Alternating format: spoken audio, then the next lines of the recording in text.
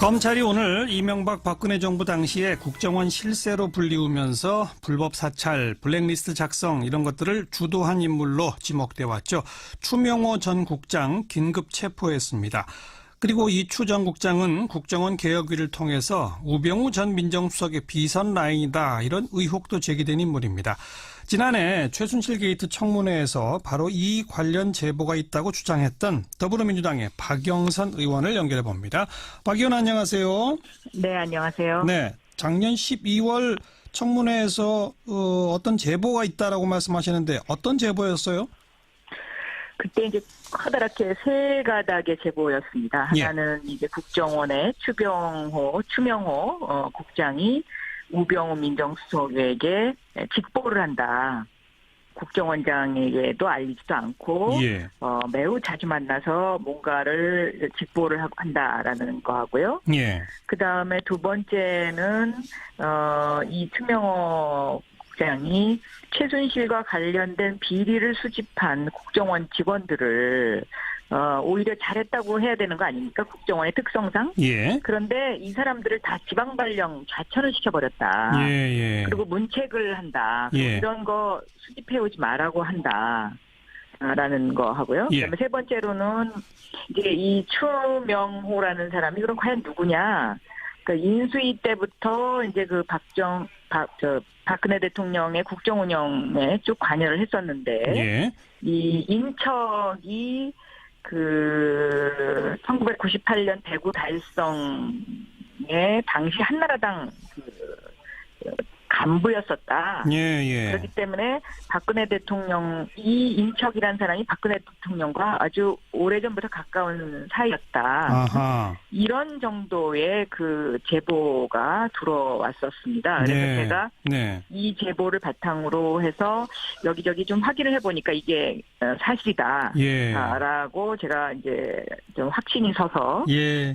우병우 전 민정수석에게 추국장을 아느냐 이제 이렇게 질문을 했었던 것이죠. 네. 그때 질문하니까 우병우 전 수석이 뭐 한 번인가 만났고 전화 통화는 그렇습니다. 가끔 한다 이랬었죠? 네. 그런 정도로 이제 얘기를 했고요. 예. 나머지 사실에 대해서는 이제 부인을 했었죠. 네. 그런데 이번에 국정원 개혁위원회에서 그다음에 검찰에서 첫 번째, 두 번째 지금 방금 정리해 주신 두 제보는 다 사실로 드러났네요. 그렇습니다. 예. 뭐 최순실 관련된 보고를 모두 몇 차례나 했다고요? 뭐 굉장히 많이 했다고 제가 그렇게 이제 들었는데 예. 그 최순실과 관련된 모든 보고를 중간에서 그러니까 아예 이렇게 틀어막고 있었던 거죠. 예. 그리고 이것을 우병우 민정수석에게만 직보를 했던 것으로 보여지고 그 팀, 그러니까 어떤 하나의 팀을 꾸려서 아예 이제 그렇게 활동을 했던 것으로 보여집니다. 네. 국정원장한테 자기 직속 상관인 국정원장한테도 보고 안 하고 우병우 수석한테만 바로 최순실 네. 관련 보고를 계속 지속적으로 해왔다. 네네네. 그런데 그 당시 우병우 전 수석은 최순실 진짜 모른다고 그랬었잖아요. 그렇습니다. 그런데 이분이 모른다고 했던 것은 거짓말이 아닐까 저는 그렇게 생각합니다. 네. 아니, 그러니까 지금 국정원 개혁위원회에서 밝혀낸 바에 따르면 모두 170여 차례 정도나 되는 최순실 네. 관련된 각종 뭐 동향 보고 그렇죠. 등등을 우병우 전 수석한테 직보했다는 얘기인데 네네. 그 보고서를 그러면 읽어보지도 않고 쓰레기통에 버렸으면 모르겠습니다만 그러니까요. 네. 지속적으로 이렇게 읽어봤다면 모를 수가 없는 거죠. 그렇습니다. 그러니까 너무 기가 막히다라는 생각이 듭니다. 네. 자, 그뿐 아니라 뭐 각종의 불법 사찰 뭐 그 가운데는 이석수 감찰관 얘기도 또 나오더라고요. 그렇죠. 이제 이석수 감찰관이 이제 제대로 뭔가 조금 일을 해보려고 예. 이제 하니까 예. 이것을 막으려고 우병우 수석이 이제 추명호 국장을 서로 이제 이용했던 것이 아닌가 이렇게 예. 생각이 듭니다. 네. 바로 그 이석수 감찰관이 우병우 전 수석을 감찰하니까 그렇죠. 우병우 네. 전 수석은 추명호 국장한테 지시를 해서 반대로 이석수 감찰관을 뒤져라. 그렇죠. 그리고 뭐 민간인들에 대한 불법 사찰, 또 블랙리스트 작성 이런 것들은 지금 어느 정도 밝혀지고 있습니까? 지금까지 뭐 언론에 보도된 내용들이 아마 현재까지 밝혀진 것에 아마 대부분일 텐데요. 예. 이 어떤 그 박근혜 정권 당시에는 이제 우병우 수석과 이 추명호 국장 사이에 있었던 어떤 이런 사찰과 관련된 부분만 지금 밝혀지고 있지만 예. 여기에 원조는 사실은 이명박 전 대통령이죠. 예. 그러니까 이명박 전 대통령이 민간인 사찰을 해서 그 민간인 사찰 자체가 문제가 됐었고 청와대가 여기에 직접 개입을 하고 그리고 이명박 대통령의 비서실장이 이 민간인 사찰을 했던 팀에게 경력금을 줬던 것까지 예. 그때 문제가 되지 않았었습니까? 예. 그래서 사실은 저는 이 민간인 사찰과 관련된 부분의 원조는 그 이명박 정권부터 내려왔던 것이기 때문에 예. 여기에는 그 청와대도 자유로울 수 없고 검찰도 자유로울 수가 없다라고 저는 보고 있습니다. 예. 추명호 전 국장이 그 김영한 민정수석 비망록에 등장하는 우병우 팀. 네. 그 비망록에 등장하는 우병우 팀이 바로 추명호 국장 바로 팀입니까? 네, 그렇죠. 지금 말씀하신 바로 그거죠. 그러니까 그 최순실에 대한 그 정보 수집을 못하게 하고 예. 그 우병우 민정수석에 직보했던 그 팀입니다. 근데 이 팀에서 예. 미르재단과 그 K스포츠에 관한 그러한 그 각종 그 문제가 있다라는 정보도 수집을 했던 것으로 예. 그때 제가 그렇게 기억을 하고 있고요. 예. 근데 그것을 수집을 해놓고는 우병우 수석에게 보고만 하고 거기서 이제 그냥 뭉개버린 거죠. 예. 뭉개버린 거고 또 심지어는 나중에는 이 팀들이 그 기업의 IO들한테 기부금을 좀 많이 내라. 라는 어떤 그런 간접적인 사인까지 보냈던 것으로 제가 그렇게 기억하고 있습니다. 예. 그러니까 뭐 그런 문제가 있다. 국정농단의 문제를 차단하기는커녕 오히려 그걸 도와준 거군요. 도와주고 그리고 이제 방조한 거죠. 쉬쉬한 거죠. 네. 그러니까 이 최순실의 실체를 김기춘 비서실장도 알고 있었지만 그것을 그냥 묵인했던 거고요. 예. 우병우 전 민정수석도 저는 그렇게 묵인했던 것으로 그렇게 보여집니다. 네, 알고 있었으나 묵인한 것이죠. 묵인이 아니라 방금 표현은 국정원 팀이 기업들한테 돈 내도록 오히려 저걸 했다면 도와준 거죠. 글쎄, 그거는 해석하기 나름인데요. 아하. 그러니까 제 얘기는 민정수석이라는 위치에서 봤을 때, 예, 민정수석은 잘못된 것을 파헤치는 자리 아닙니까? 그렇죠. 그런데 그렇죠. 그 잘못된 것을 파헤치라는 그 사람한테 고양이한테 생선을 계속 갖다 주고 있었던 거니까요. 예. 방조하고 이제 이랬던 것이죠. 네. 네. 긴급 체포했으니까 이제 48시간 일단 그 신병을 확보한 거고 아마 빠르면 내일쯤 구속영장 청구가 들어갈 것 같은데 앞으로 검찰 수사는 어떻게 이루어져야 한다고 보십니까? 저는 검찰이 지금 이제 국정원에서 이렇게 부분적으로 나오는 이러한 수사를 헉헉거리면서 이렇게 쫓아갈 것이 아니라 네.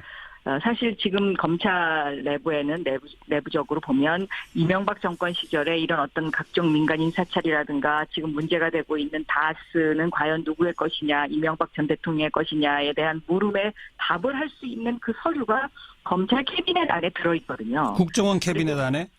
검찰의 캐비넷 안에도 검찰에? 예, 네. 예. 그래서 검찰의 그 수사를 담당했던 검사들도 지금 현재 그 현직 검사로 있고요. 네네. 그렇기 때문에 저는 검찰이 국민한테 석고대죄하고 우리가 그 당시에 이렇게 잘못했습니다 하고 그 캐비넷을 열어서 네. 저는 솔직하게 여기서 다시 털고 가지 않으면 예. 검찰 개혁도 그 겉핥기에만 그칠 수 있다 이렇게 보고 있습니다. 예.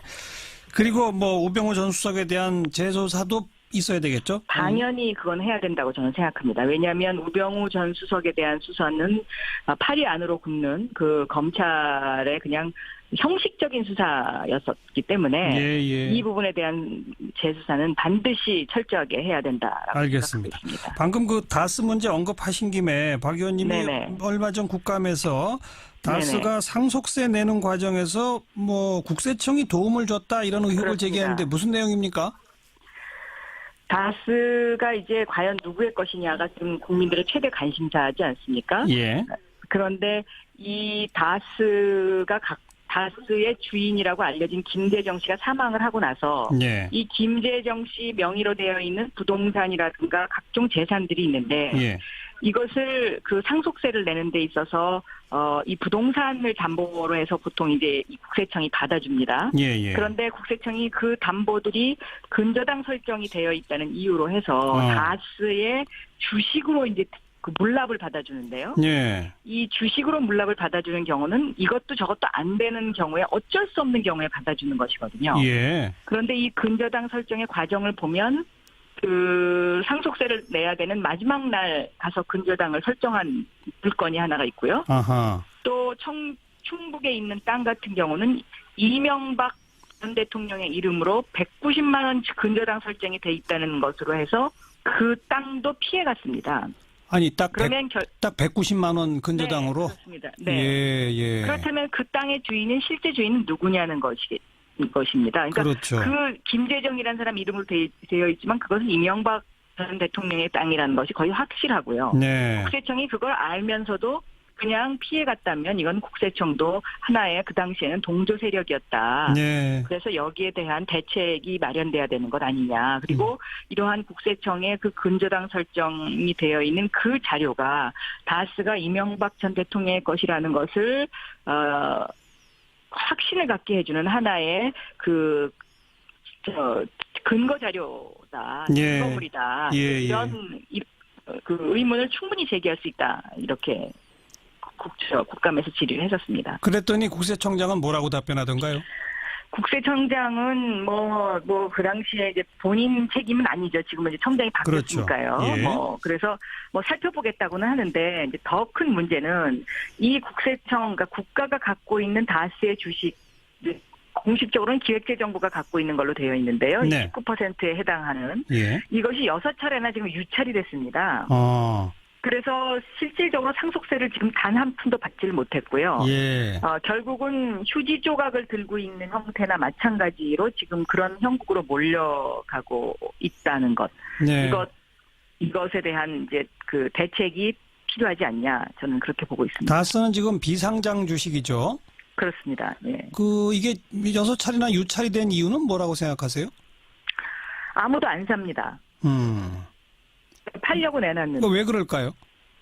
그거를 저는 좀 수사를 해봐야 된다고 생각합니다. 왜냐하면 이게 이제 6차례 유찰이 되면은요. 예. 무슨 문제가 또 발생을 하냐면요.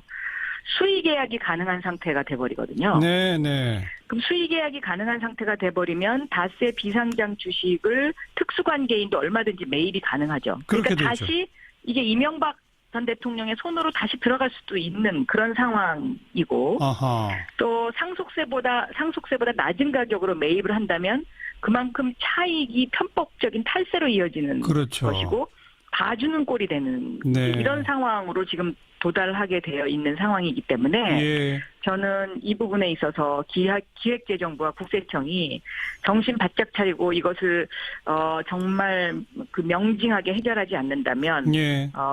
이것도 또한 문제가 될 것이다라고 보고 있습니다. 그러니까 상당한 수익을 내고 있는 기업 아닙니까, 다스가? 그렇습니다. 근데 예. 그 주식이 6차례나 유찰됐다면 그것도 뭔가 석연치 않으니까 그 유찰된 과정도 수사가 필요하다. 네. 왜냐하면 최초 매각 예정가가 1,426억이었었는데요. 네. 지금 856억 원까지 하락을 했습니다. 예, 예.